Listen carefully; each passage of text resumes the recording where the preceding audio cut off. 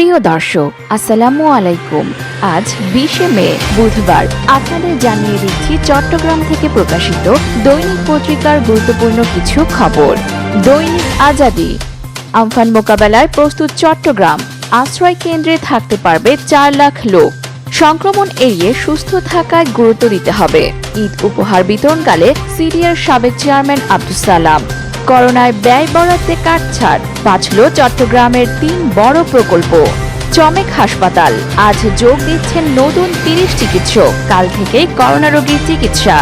চট্টগ্রাম বন্দর, অর্ধেকে নামিয়ে আনা হলো স্টোর রেন্ট ছাড়ের সুবিধা। দৈনিক পূর্বকোণ। রাউজানে 400 মানুষের মাঝে প্রধানমন্ত্রীর উপহার বিতরণ। হাইকোর্টের ভার্চুয়াল আদালতের প্রথম আদেশ। হালদায় জীব বৈচিত্র্য রক্ষায় কমিটি করে দিলেন হাইকোর্ট। সীতাকুণ্ডে 5 বাজারের সকল শপিং মল বন্ধ ঘোষণা। স্বস্তি সামুদ্রিক মাছের বাজারে, আজ থেকে 65 দিন সাগরে মাছ ধরা বন্ধ। দৈনিক পূর্বদেশ। করোনা মোকাবেলায় ঐক্যবদ্ধ হয়ে কাজ করতে হবে। জালালাবাদে ইফতার সামগ্রী বিতরণকালে রেজাউল করিম। ঘূর্ণিঝড় আমফান, জরুরি উদ্ধারে প্রস্তুত নৌবাহিনীর 25 জাহাজ। চট্টগ্রামে 4 লাখ মানুষকে নেওয়া হচ্ছে আশ্রয় কেন্দ্রে।